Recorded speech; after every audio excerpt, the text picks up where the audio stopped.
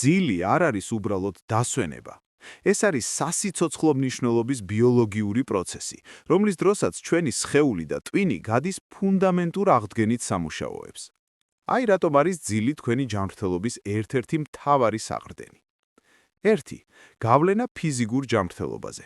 ძილის დროს ორგანიზმი დაკავებულია ტექნიკური დათვალიერებით. იმუნიტეტის გაძლიერება. ძილის დროს იმუნური სისტემა გამოიმუშავებს ციტოკინებს, რომლებიც ორგანიზმს ინფექციებთან და ანთებასთან ბრძოლაში ეხმარება. გულ-სისხლძარღვთა სისტემა. ძილი ამცირებს დატვირთვას გულზე და ეხმარება წნევის რეგულირებას. მეტაბოლიზმი და წონა. ძილის ნაკლებობა არღვევს ჰორმონების, გრელინი და ლეპტინის ბალანსს, რაც ზრდის შიმშილის გრძნობას და წონაში მატების რისკს. ფსიქიკური ჯანმრთელობა და კოგნიტური ფუნქციები. თქვენი ტვინი ძილის დროს არ ითიშება, ის ინფორმაციას ახარისხებს. მეხსიერების კონსოლიდაცია.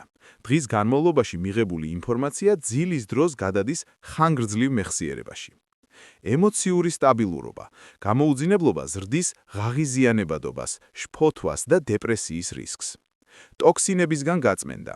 ძილის დროს ტვინი აქტიურად იწმინდება ნარჩენი ცილებისგან, მაგალითად ამილოიდური ნადები, რაც მნიშვნელოვანია ალცჰაიმერის პრევენციისთვის. რა ხდება, როცა ძილი გვაკლია? ქრონიკული უძინებლობა, დღეღამეში 7 საათის ნაკლები პირდაპირ კავშირშია შემდეგ პრობლემებთან.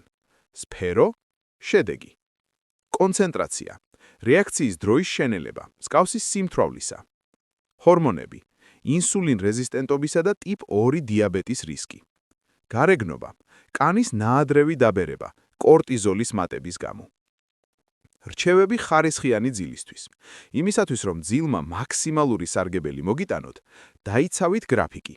ეცადეთ დაწვეთ და გაიღვიძოთ ერთსა და იმავე დროს, დასვენების დღეებშიც კი. შეზღუდეთ ეკრანები. ძილამდე 1 საათით ადრე გამორთეთ სმარტფონი.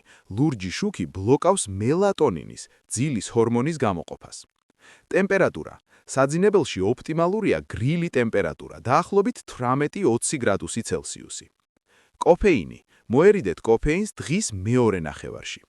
მნიშვნელოვანია, ზრდასრულ ადამიანისთვის რეკომენდებულია 7-9 საათი უწყვეტი ძილი.